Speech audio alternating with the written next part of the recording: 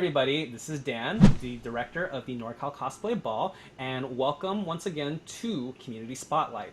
So, joining me tonight is our good friend Kelsey. Say hello. Hey everybody.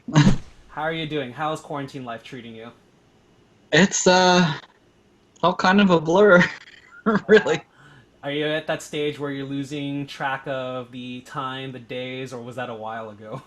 Oh yeah, I've used calendars now probably more than ever in my life. Just it's yeah, I've kind of just given in. I've kind of just gone with the flow, and you know, I figure why fight it at this point. Yeah, with for me, it's kind of been a mix. I definitely have to remind myself like what day it is. Like I have to use my calendar, be like, okay, who am I teaching today? What's my work today? But I was already kind of going into that territory anyway, since we just had a child not too long ago. So I feel like already my sense of sleep was already, or rather, my sleep schedule was already getting destroyed. So I'm kind of like, okay, well, whatever. This is where I was already going. Oh yeah, I bet. Yeah. So, tonight I wanted to ask you some questions about the cosplay community. I know you've done some work with the community from behind the camera, and then I also know you have some insight into. In regards to what this community is as of right now, and what we can do to make it better. So, we got 30 minutes. Let's see if we can get some conversation going. Cool. So So before we start, let's get a little bit of the background about yourself. So tell us a little bit about yourself, and also tell us a little bit about what got you into this community. okay.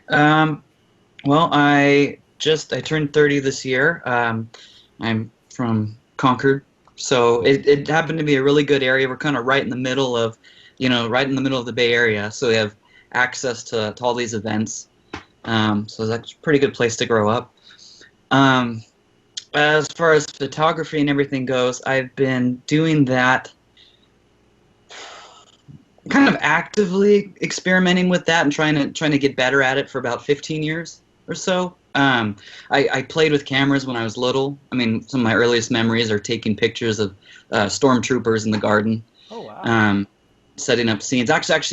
George Lucas was kind of my first idol, and it was like a local hero to me.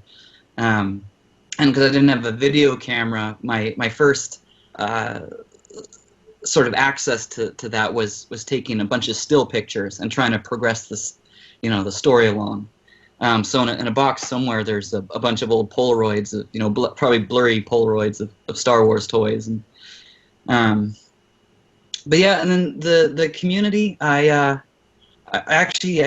started out going to comic book conventions specifically to buy and see my collection back there. And that was solely just to buy. I mean, the cons I was going to, there wasn't really any cosplay. It was just a bunch of old nerds, selling back issues. And that's, I would just go and dig through the bins and everything. And then when Bridget and I started dating, she got into cosplay, and she loves clothes and the fashion aspect of it. And I, I like being behind the scenes more. So it was kind of a new way to express myself through photography, Oh and wow! to take pictures of her, take pictures of her friends, and kind of push myself to do more portrait photography. I see. I see. That's pretty cool. So. If I'm hearing this correctly, is your interest in photography kind of came first, and it served as a medium to kind of get you into this community. Does that sound correct? It did actually. My first love, honestly, was probably film. But what I realized is that I tried a couple school projects, and it was definitely a lot easier to just pick up a camera and take photographs and kind of get your vision across without having to, herd 40 people around. But then you end up going to a con, and it's kind of the same deal. So it kind of just went in a big circle. But yeah, no, photography definitely came first, and then that opportunity kind of got me further into the cosplay community. Gotcha, Being gotcha. yeah. I mean, you mentioned like you prefer to be behind the scenes. Is there like a particular reasoning for that? Like, do you find because I know a lot of people in this community, for instance, find themselves to be more on the socially anxious side.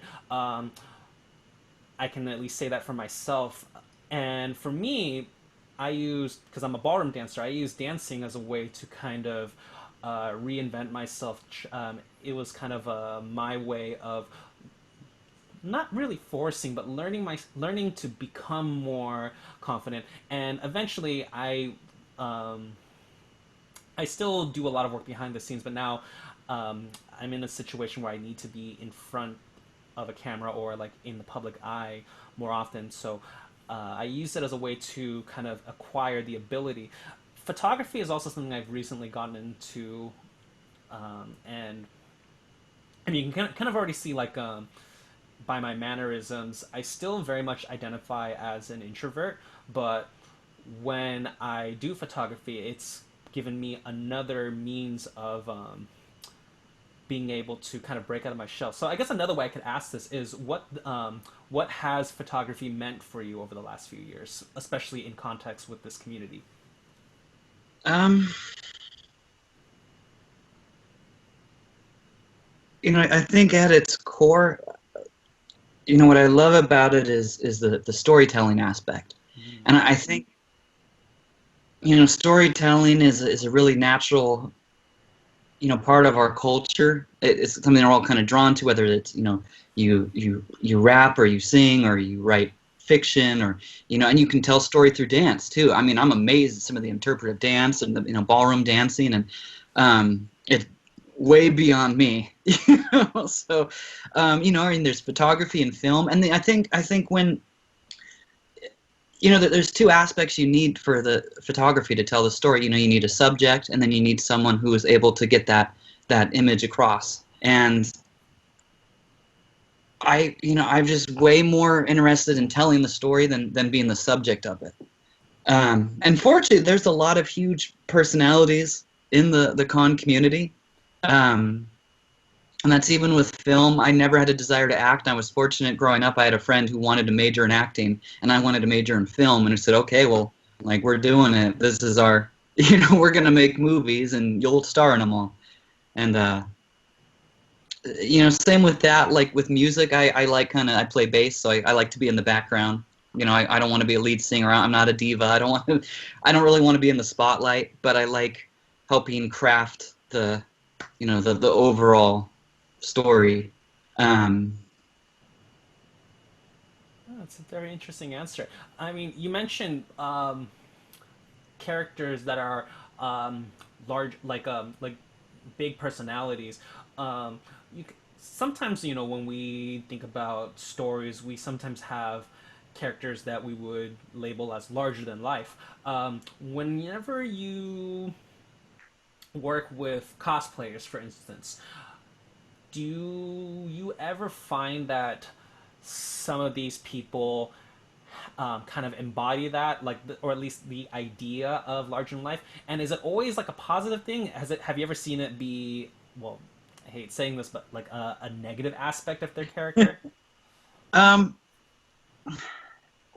I've been really fortunate that everyone I've worked with has been really great.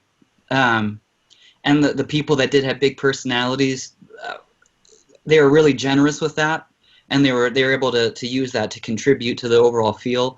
And I think that's generally been a positive from my experience. But it's also funny because there's some people where they are a little more introverted, and they don't have as you wouldn't think they would have as big of a personality, but you can kind of work with them, and that's actually one of my favorite things is getting someone to come out of their shell. And then sometimes you'll just get this great shot, and it's almost, it's like the pearl in the oyster kind of a thing, because it's this moment that you probably won't see very much of again. It's like spotting like a rare wild animal or something.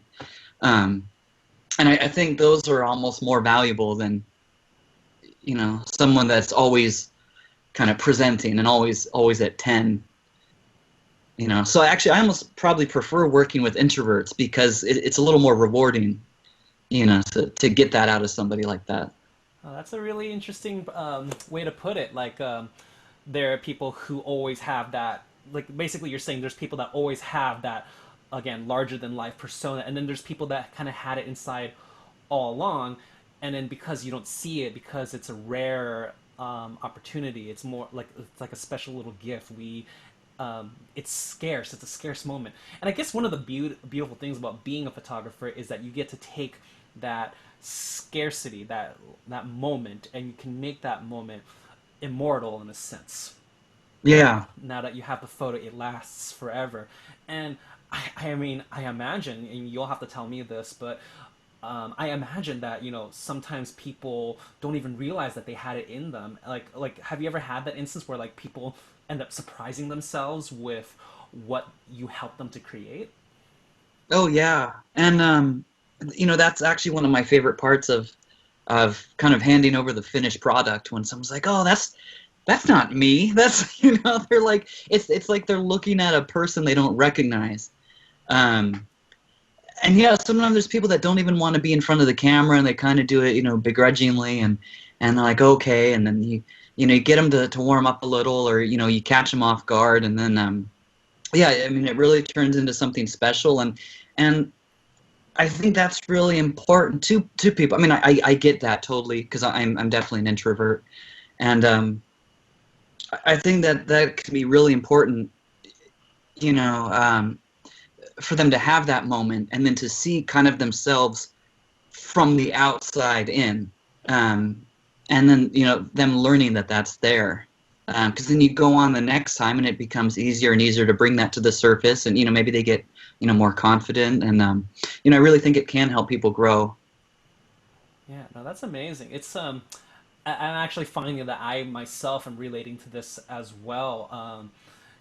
The first time I had a photo taken of me when I was performing that I really liked, I'd look at this photo and I'd be like, wow, that's me. I didn't realize that. Like, as someone that, like, I hate that this was the case, but like, growing up, being particularly geeky or nerdy, we sometimes are conditioned by society to believe that this makes us like a loser and whatnot. So that's kind of like how I grew up, kind of thinking, okay, like I'm the weird one, like I'm too geeky, I'm too nerdy. I mean, I kind of love that nowadays, it's Yeah. becoming more accepting, like it's becoming more normal to be a geek and a nerd. So even though it's like not the I still don't really like how we got there, but I do like that, someone that is a big comic book fan, like, children nowadays, it's definitely more in versus before, back, because I'm also 30. Back when we were children, it was definitely considered less cool. So Oh yeah. um, it's definitely great, doing what you do to helping others to find that moment. It's kind of like, I feel awesome. I feel cool. Have you ever found that there have been instances where a cosplayer, based on the personality you're able to perceive when you meet them, is cosplaying a character that's almost kind of like unlike that, like someone that's very introverted, um, cosplaying a character who in their series could come across as almost obnoxious. Have you ever found that that's been the case, and have you ever found that embodying that persona causes them to change um, in terms of how their outward energy?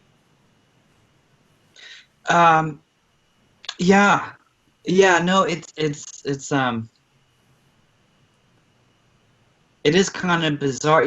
Sometimes I think the times I've come across that, a lot of these people that I've met, I knew as the cosplayer first, Mm. before I really got to know the person behind it. And it's kind of bizarre because then you see this over the top character and you're like, oh wow, that's like you're nailing it, or they really got the energy down. And then you see the person behind it, and then I'm sometimes kind of shocked when they're a little self-conscious about it, and like, oh no, like, can I see that picture? I hate what my face was doing, or are you sure it's okay? And and they're a lot more human behind it. But yeah, no, I mean, there's some people that embody the characters really well, in this community. They had me fooled until you kind of see behind the shell a little bit. Yeah, it's definitely something that's like interesting because like not everybody cosplays for the same reason. As an event organizer, we when I have people come to the cosplay ball, for instance, I always encourage people to cosplay if they're able to, because even though I believe in the idea that learning to dance, especially partner dancing, helps people with learning how to interact and therefore derive confidence from that, just learning how to dance in the first place is a very intimidating idea. Like some people will think, oh, what if I'm not good? Like I don't care if there's a lesson. Like what if I suck? Like I could take the lesson like 3 times and I could still never pick it up. So sometimes there is that worry at the back of their mind, and it's always interesting to kind of see how people's choice in cosplay can help them to overcome that hurdle, get them to show up in the first place, and then once they're there, it's kind of interesting to see them change in a sense, even if it's a very subtle change. It is very rewarding in that sense, and that's one of the reasons why I like doing what I do. I imagine it's why you like doing what you do. Um, in all the years that you've been doing this, what would you say, like taking all things into consideration, like not just like conventions, but also like gatherings, the online community that we have, the current culture we have with social media. What would you say is the absolute best that this community currently has to offer, as well as what do you think is the worst that this community offers? Like let's look at both sides of the coin. Uh, oh gosh, I hope I have as much good to say. Because I'm generally a pretty optimistic person, or I try to be. I'm probably more of a realistic person, but I try to I try to see the best in people. Um, but I think when this community is at its best, it's when people are supportive and they are welcoming to new people, and you get people that are established and people that you would think, oh, they might be kind of a, maybe kind of a diva, or they've got the some people refer to it as the um, like con cloud or cosplay cloud, and they're people know them by their cosplay name, and they've kind of established themselves, and when you can see people like that reaching out to support other people or offer them advice, or um, I mean, events like the cosplay ball, stuff like that, events that bring people together, and they don't strive to set any one person above everybody else, but they say, no, you're included. It's about all of us, and that's great. I see that a lot in the social media too. I mean, now especially more than whenever, now that we can't do a lot of the cons. But when it's positive, it's great.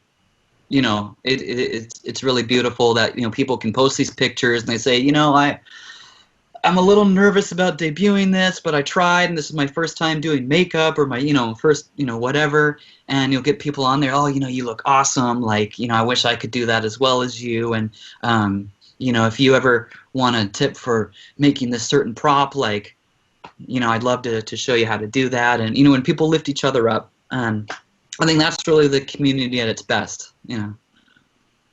That's awesome. And of course, if we have the good side, if we flip the Yeah. coin, there's also the bad. Like you mentioned, like people supporting each other. There's definitely been a trend of people, for instance, kind of I don't know if it has an official term yet, but I guess cosplay policing. Like, oh, like you can't wear that, and it's definitely like become prominent enough to the point where we can't just even write it off as like harmless. Like it's definitely had an effect. So I don't know. Like, what is your opinion on? Let's start with cosplay policing as one possible negative aspect of the community. Yeah.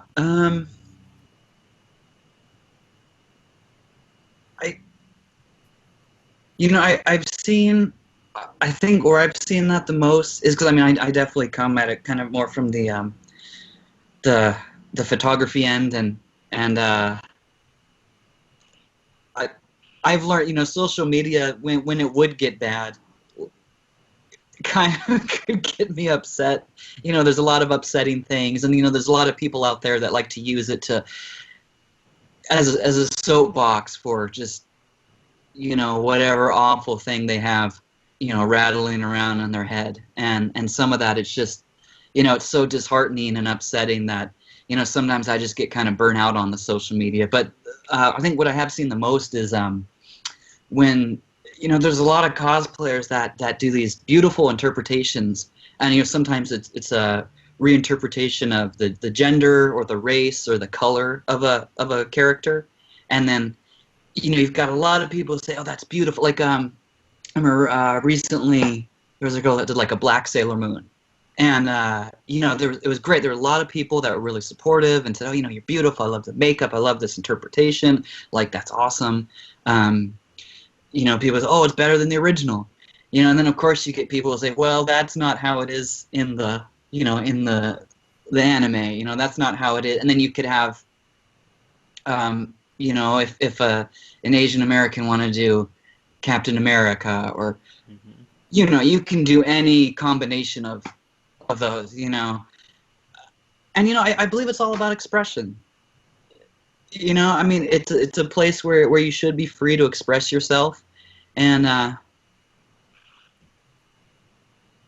don't know. I mean, it's like, who's to say, you know, what color you should use in a painting, you know? I mean, if you think it should be, you know, one way, then go make your own painting.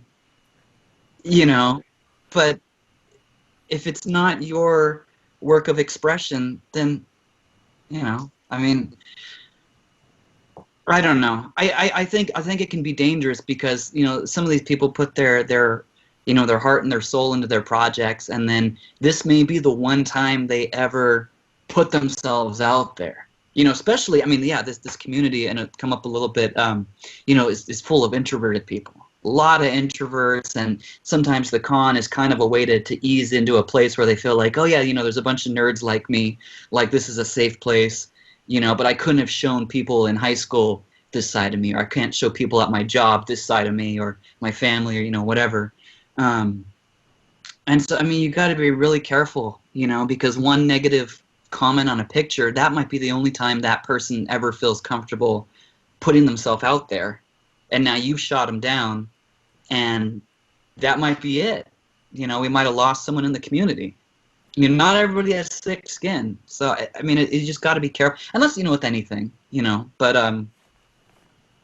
definitely when there's this many people that, you know, we know are kind of introverted, yeah, you just got to be, I mean, be nice. You should be nice to everybody anyway, you know, regardless, you know, I mean, outside of cosplay. But it's definitely something to consider, because I know social media, there's, you know, people they're so removed not being face to face that I feel like it's easy for some of that meanness to come out.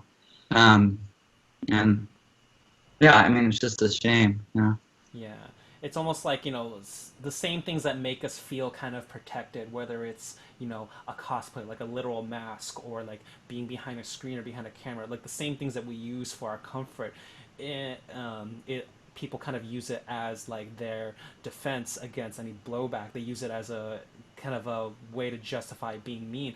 And it's kind of it's sad. You mentioned like you know, so many of us are introverts, so it kind of gets to the point where like people should be relating to each other, but instead we do. I mean, there are definitely instances of introverts tearing down other introverts, and you know, it makes me sad personally, because I imagine, you know, if these people had been just asked, you know, put yourself in the other person's shoes, I kind of feel like instantly that resulting empathy causes people to rethink this behavior. I don't know. I mean, it's obviously a lot easier said than done. Like, people could be hearing this conversation we're having right now and still ignore it. And, you know, that's the sad truth. You know, like, you know, they say we can lead horses to water, but we can't make them drink. But Yeah. I guess that's kind of I guess one of the big things I just got from your answer is there's just kind of this wake up call that we need to listen to. That, you know, we're all in a sense the same boat. We're supposed to all be on the same team. You know, like we shouldn't really look at this activity as something that's competitive. And you know, like, it's tricky because, you know, like, obviously there's a metric that we can measure ourselves by, like there's a way to grade like quality. So sometimes people kind of like get carried away with that. But at the end of the day, we're not actually like competing. Like even if you have a better cosplay, even if you have, in your opinion, a better interpretation, like do you win anything? Not really. Like Oh. there's nothing to gain, but so much to lose. Yeah.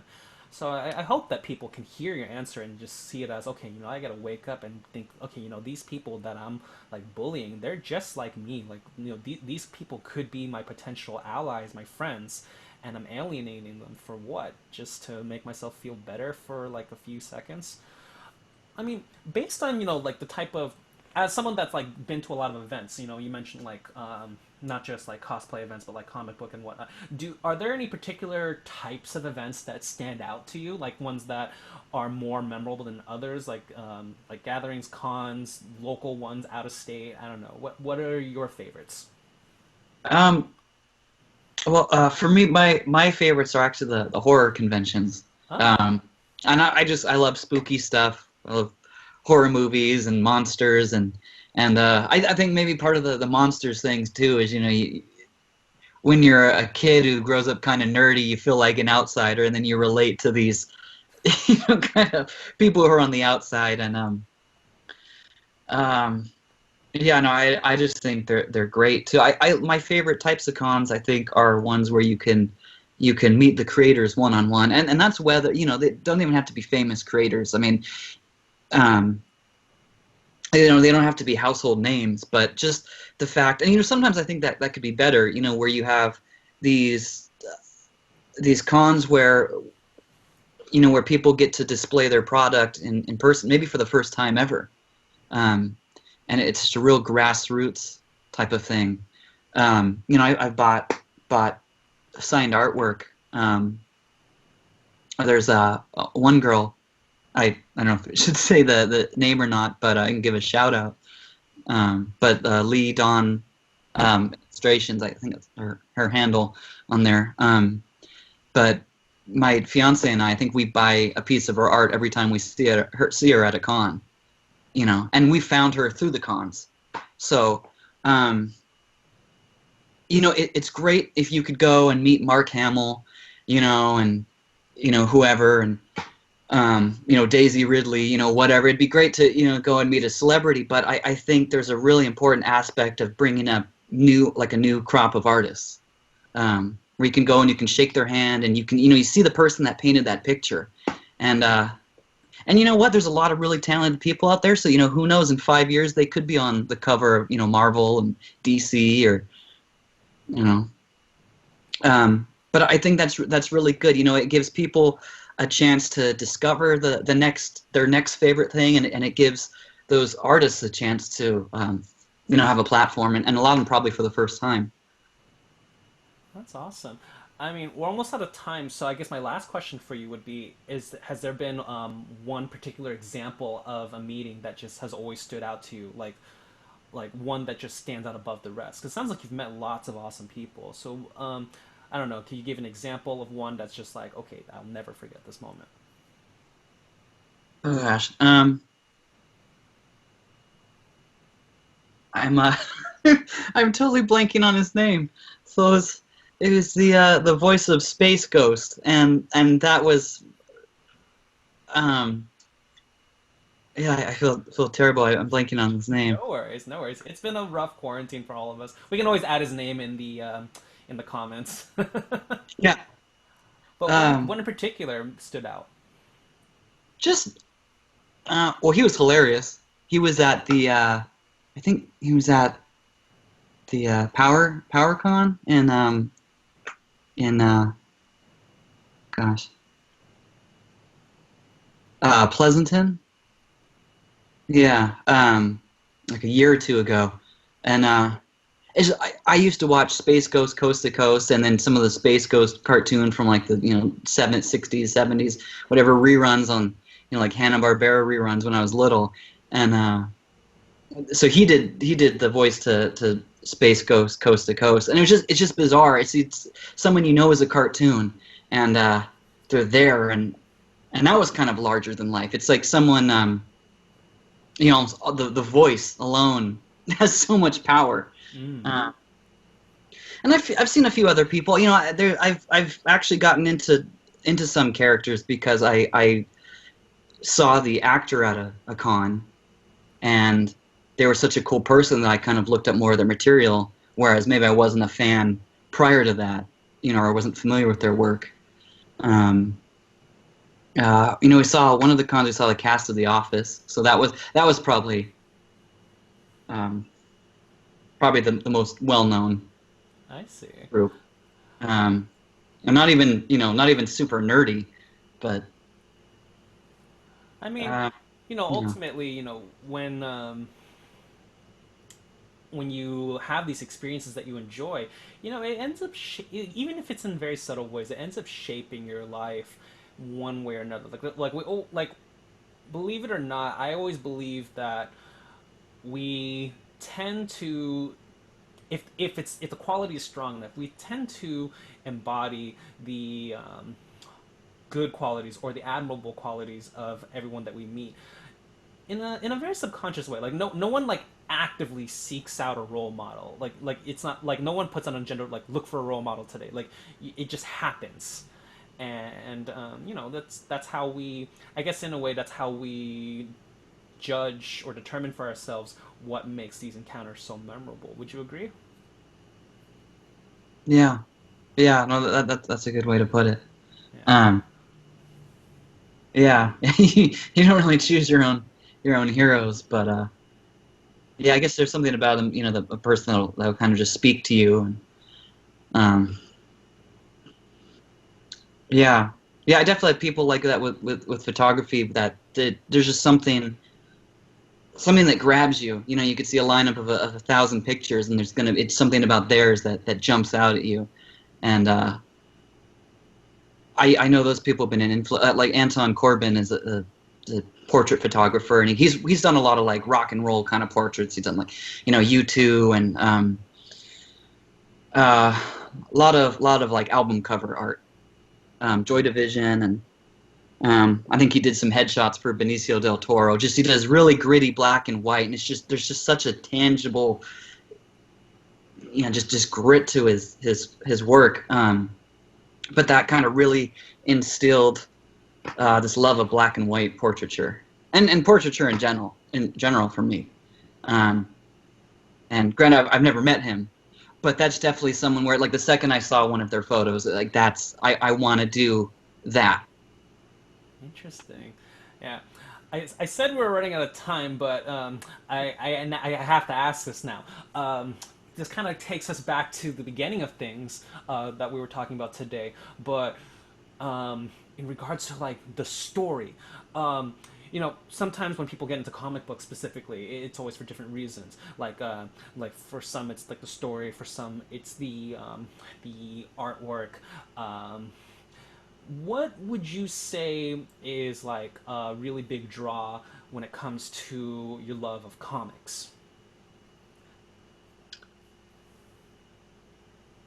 You know, I think there's yeah,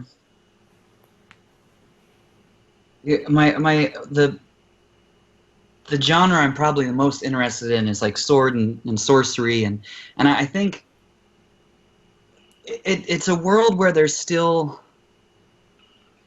you know, there's still something,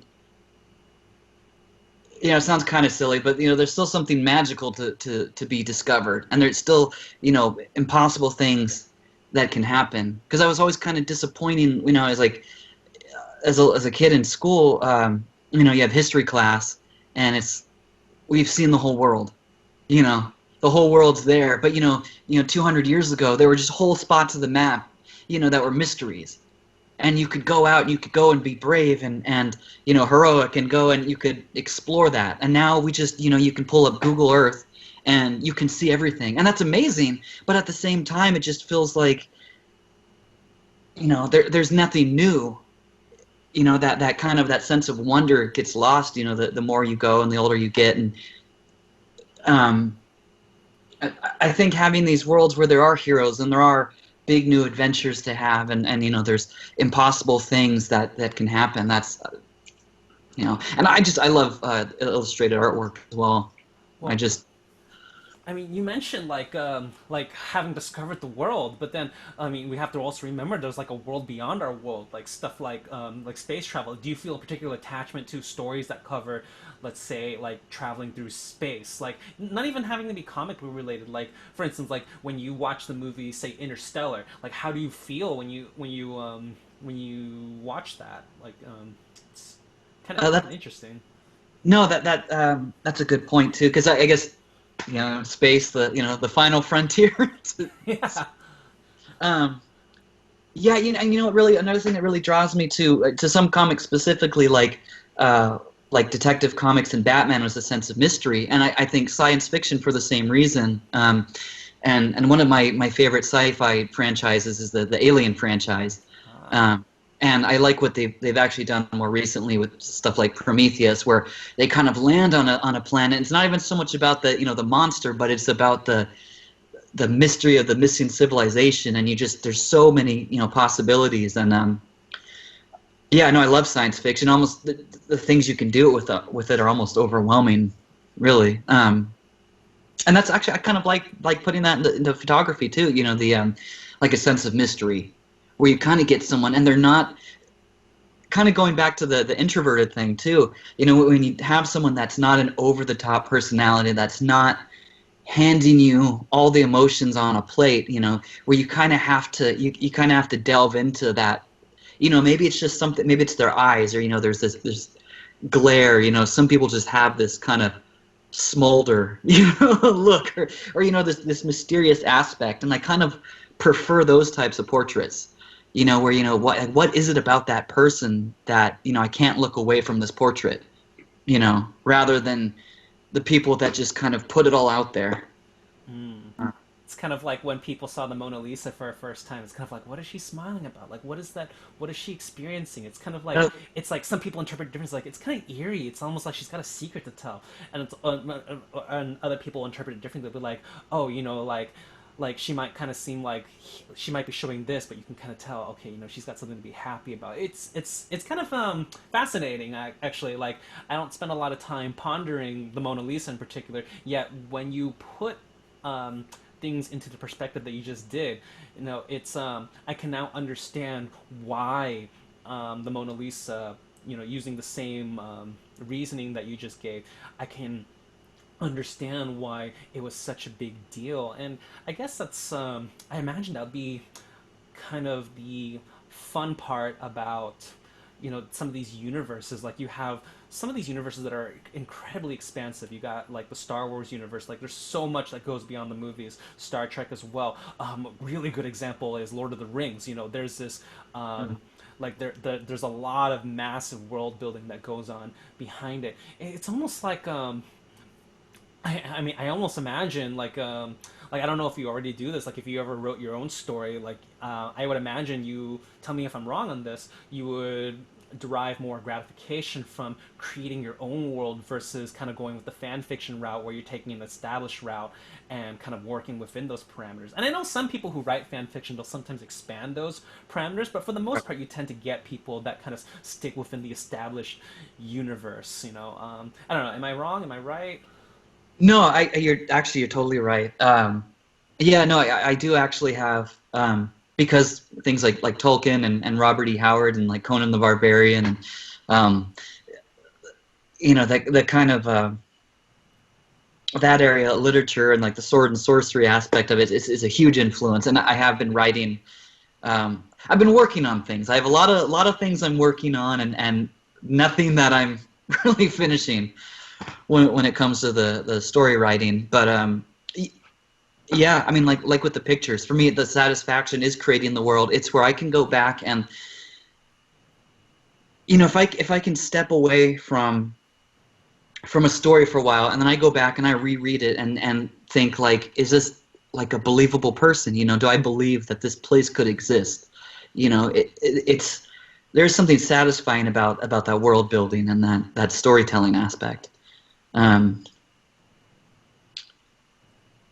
yeah, and I guess that's kind of a way too, is it's if you run out of unexplored map in the real world, then you got to start drawing your own. Hmm. Oh, definitely. I mean, already it's kind of it's kind of interesting because like what you're showing me right now, and you know, I imagine there's so many people that can relate to this. Is you know, ultimately, I think one of the greatest things that this community has to offer, and again, you're showing me this right now, is just creativity. Like, Oh yeah. and some of our past guests, we've talked about this too, but you know, creativity, and I kind of feel like it's almost it almost becomes criminal for us to sometimes impede other people's creativity, and like when we put it the way that we just did.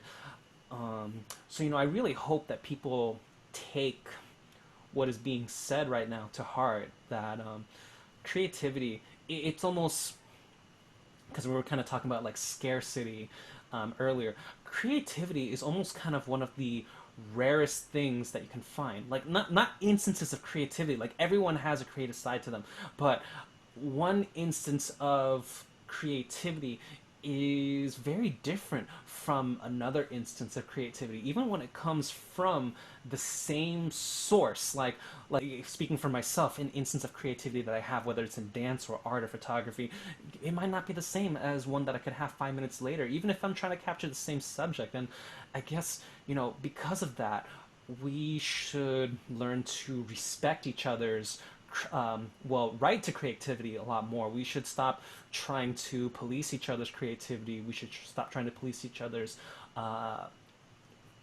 expression, their expressiveness, because you know, like as you just said, creativity is like boundless. There's so much that we can do with it. So you know, it's a really beautiful thing, the capacity for creativity. And my final question, I promise, is do you find that sometimes I don't know how to put this in a very accurate sense. Do you almost kind of feel like the lack of creativity? Because people are always saying like, oh, you know, people are not encouraging creativity enough in school nowadays, and that's definitely something that I kind of feel or am able to relate to. Is that I was not given enough opportunities to be creative. I kind of felt like Yeah. anytime I wanted to be creative, it was an act of rebellion. Do you find that this lack of creativity overall within this society that we have, like how big of an impact do you think it's had on today's working adults? Um. Oh God. Yeah. Well, I definitely agree that there is a severe, you know, there's kind of a, I mean, I guess it comes along with some of the cultural trends at the moment, but there is sort of a, yeah, like you could almost be punished um for going against that trend, and I think sometimes that punishment is almost obscurity in a way that, like, you know, on Instagram, if you don't look like a Kardashian, then, you know, nobody's, you know, supporting your picture. If you don't do your makeup like so and so, and you know, and if one of your characters isn't in the latest Marvel movie or thing, and yeah, I think I mean, how it affects adults now. I mean, I think there's a lot of people that don't question things. You know, I think when you foster that creative nature in people, you get people to think outside of the box, whether it's finding a new way to do something at work or at home, or, you know, with an actual art project. Um, uh, yeah, I think it's a really important thing to value. You know, when you tell kids, like, you know, you have to color your picture this way. Mm. You have to tell a story about this, you know, this specific thing. Um, I think it makes things really boring. You know, and you get that, I mean, all over culture, you know, with music, there's just waves of where everything sounds the same. And you're like, okay.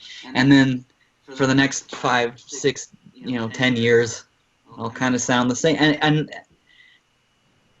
I think, yeah, it's really unfortunate that if you don't sound like that, or you don't look like that, or you're not doing this specific character that's popular, that you're not going to get the attention, even if you're doing the best cosplay at the convention, or, writing the best music, or, whatever it is. Um, and as far as people supporting each other too, I think yeah, they can really lift each other up. I think even some rivalries can be good when they're good natured. You have things like the Beatles and the Beach Boys, and they would try to one up each other. But the thing is, they had so much respect for each other, and they're like, "That's amazing! I love what you did. I want to do it better in my own way."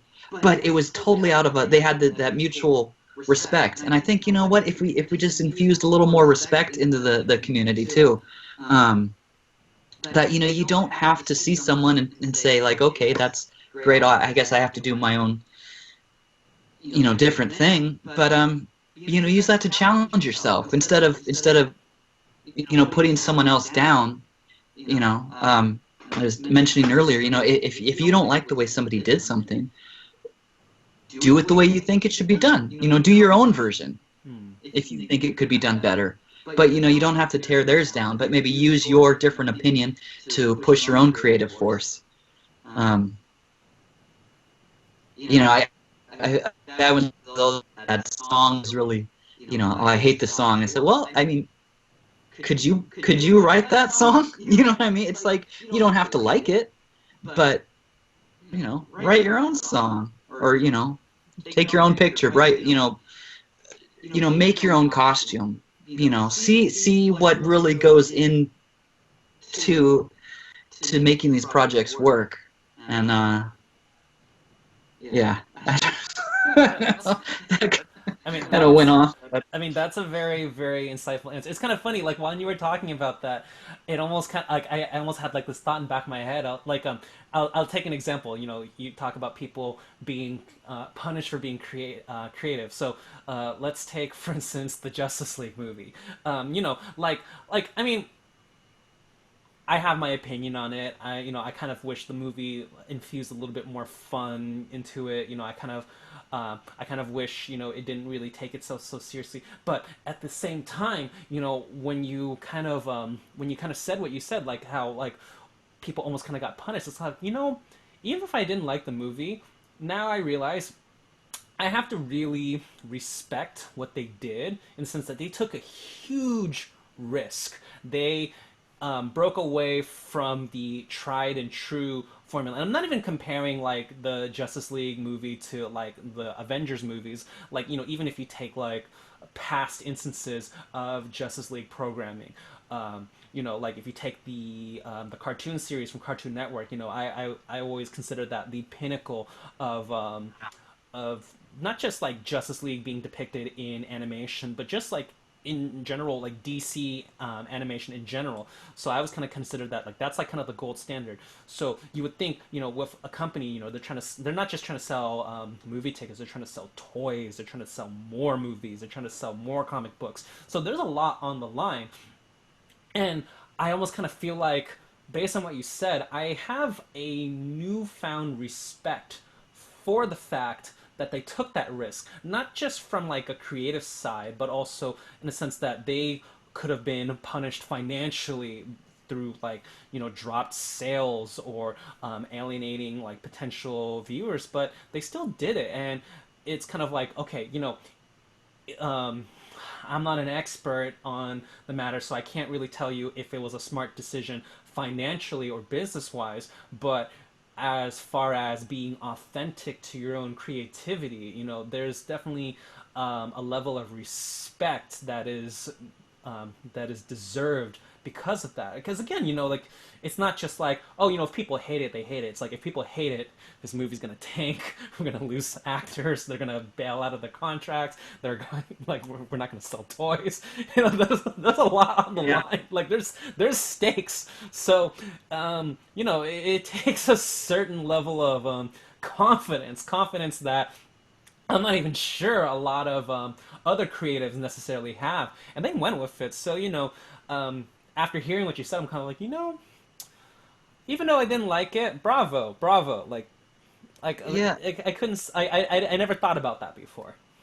No, I have a lot of respect for people that are willing to fail, kind of, and not even call it, not to call the movie a failure or anything, but just who are willing to take the chance that it might, because you could look at Marvel movies using that example, and say, well, here's a formula that's worked, you know, and they've got their thing, but all the movies do have sort of a similar rhythm and a similar vibe, and because that's been working for them. So yeah, to do anything, or at a con, to you see a lot of Harley Quinns and Deadpools, and there's nothing wrong with that. Like that's great. There's a lot of people that do it really well, but to take a character, then like, I have no idea who that is, or every once in a while you'll see a really obscure character, but I think when it succeeds, that's some of the best. Some of that's my favorite cosplayers, or when it's some really obscure character and you recognize it and you're like, wow, that's awesome. I'm glad somebody was like, okay, I'll take a chance on that. Or like, yeah, like movies where they take a risk, and when it pays off, it's great. Yeah, it's so interesting. Yeah, like it's almost like we say if you want to be safe, the guy that wants to play it safe, they'll never venture out in the first place. Like the safest place is to just do what you've been doing, not try anything new. But ultimately, we find the greatest reward when we try something new, when we come out of our comfort zone. So in a way, that this kind of ends up being an example of people taking risks in a professional setting, and how it can be applied to our creative side, our as artists, as cosplayers, as photographers. It's almost like, okay, if you never take that risk in the first place, you'll Yeah. never, you'll like failure is like you say failure, and we always view failure as such a negative thing, but failure is the first step to success. People often forget that. No, I like that. That's a good way to put it. Yeah. So, yeah, no, yeah, thank you so much for coming on tonight and talking with me about this.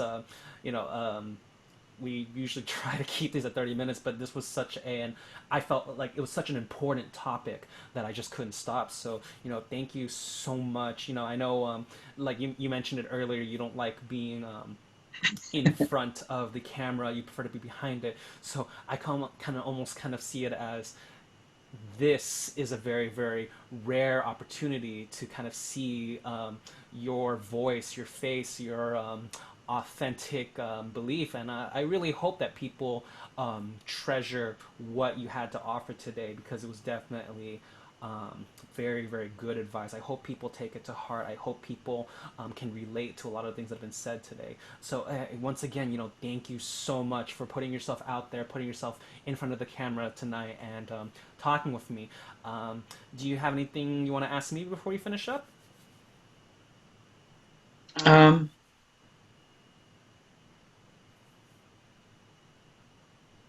what well, 'cause I know that you've been doing the like the cosplay ball series, and I wonder if you've seen any big positive changes in the community throughout that, or just over the span. Maybe it could be a bigger gradual change, or have you seen people like coming out of their shells or stuff? Because I love that kind of. That's what we would hope for, right? Most Is it? definitely. That's the whole reason I wanted to do the ball in the first place. I'm not going to name names because they're going to kill me as soon as the quarantine's lifted.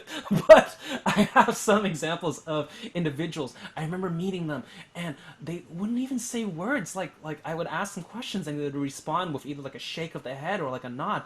And over time, they would come to the events and they would become more confident. You could see you could see the amount of time they spend talking and communicating, the frequency of how they express themselves, the magnitude of how they express themselves. It definitely changes. And these are people, like, you look at them, like when we first started doing our events, and they're like, oh, that you ask them like, oh, what do you think about dancing? It's like, oh, I don't know, it's not really for me. And it's a little bit of luck that they were open minded just enough to at least try it. And then once they tried it, they ended up getting hooked. Um, this has been more of a recent thing, but at our 2-year anniversary, we really pushed the idea of involving everyone beyond just attending the event. Like we wanted people to be a part of the entertainment factor as well. So we started putting out group dances. So we did a Legend of Zelda group number at our 2-year anniversary, and it was pretty simple. Like they just had to do like a minute of waltz, very simple choreography, so that way it didn't put the pressure on them to like provide the entertainment. Like we didn't want people to be like, oh, if people don't like this, then you guys failed. So I also participated to kind of be that crutch. And then with our winter ball, we did a Super Mario one, and with that one we got people involved more and more. And now we have we were supposed to do a Pokemon one for the March ball, and that one was very extensive. It was instead of people dancing for only a minute or being on stage for only like 2 minutes, they are like 70% of the show, extensive choreography, and it's so fun to see how people have become more and more willing. Hey everybody, sorry we got disconnected for a little bit. Let me just go ahead and finish up this point before we finish the interview. But I was talking about the group numbers. So the ball itself has already kind of become successful and self-sustaining in a way. So that's kind of been my current project, and it's been the most rewarding aspect. Like not to downplay the attendees that don't perform. Like I love interacting with them. I love seeing how more open, how do I put it, they become more open as they attend more and more of the events. But especially the ones that are in the performance groups, just simply because I spend the most time with them, I work with them on a week-to-week basis, the change that I see in them is astounding. Like before, to talk them into doing the group numbers, I would tell them, hey, you only have to dance for a minute. It's pretty easy stuff, and then I'll carry the show after. And people come like, all right, cool, okay, so we'll just do this, and then like the big boss got it, okay, whatever. And then over time, I've been trying to minimize how much floor time I have, and rather the students, the attendees, they themselves become the show. And it's kind of like two birds in one stone. Not only do I have to personally come up with less of the entertainment, which is great for me. I don't tire myself out. I get to enjoy my own event a little bit more. And but not only do they provide entertainment, because I promise people world-class entertainment, and I aim to deliver. So like these guys, they work really, really hard. Like it makes me so sad that we had to cancel the March ball, because the people working on this group number, and it's an amazing group number. Like well, it's my choreography, but I love the choreography. I love how it's turned out. I love how we were kind of getting towards the final product, and it makes me sad that they don't get to share it. Like like we don't even get to kind of do a pre-recording. We don't we can't really do it through a meeting virtually. So I'm looking forward to the day that everyone can kind of show off their work. So it's not just that they're putting together stuff that entertains our guests, but because it's not me, because it's the because I'm the host, there's kind of an expectation that like he better deliver. Like he's a professional dancer. We expect good dancing. We expect entertainment from him. But from the attendees, it's like, hey, this person is just like me. They're just an attendee. They're not a professional. They're someone that was an amateur, but they got into it. They developed a passion for it. And, especially when people knew these people, it's kind of like, hey, I knew this person like a year ago. They were, is this the same person I'm looking at? And, like we've had this happen so many times now. To me, that's the greatest reward for doing the cosplay ball. So going back to answering your question, like seeing the change, like it's definitely like been a big yes. And it's not even just me that sees the change. I also feel reward when other people see the change in these individuals. So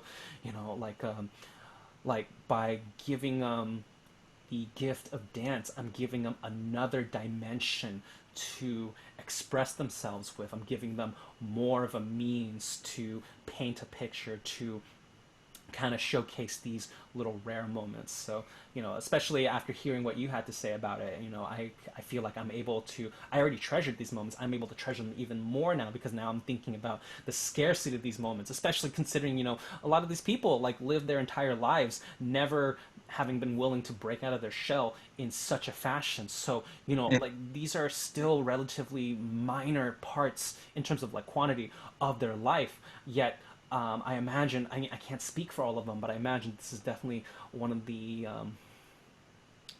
more memorable highlights of their life so far, and I'm looking forward to creating more of them with, you know, these groups. I'm hoping that gets some, like, I mean, this sounds ridiculous, but I'm hoping to get to the point where, like, then I say, hey, we're gonna do a group number for our next event. I'm hoping like hundreds of people sign up just because they see the example that's been put before them. This was supposed to be a surprise, but our roster for the Pokemon number actually had 40 people. Like that's like I like got to the point where it's kind of like, am I gonna be able to fit them all on the floor? Like not all of them wanted to perform. Like some people are just still like it's, you know, some people are still taking the baby steps. But still, like when I see like my rehearsals, I'm kind of like, do we really have this many people? Holy crap! Like I can't believe it myself. Like sometimes I have to pinch myself and be like, how did we get this many people? We started with like 4 couples. That's So awesome. yeah. Well, again, thank you so much for being a part of tonight. I definitely had a lot of fun with this. You know, this is the first time we've been able to really interact one on one, and you know, I definitely found this moment to be very special. So I hope that all the reviewers find it to be a very, very insightful, thoughtful, and very genuine, uplifting conversation. Yeah, well, thank you for having me, and I really appreciate you doing this series, you know, on the community. Thank you. Well, have a good night, and I look forward to seeing you sometime soon. Hey, take care.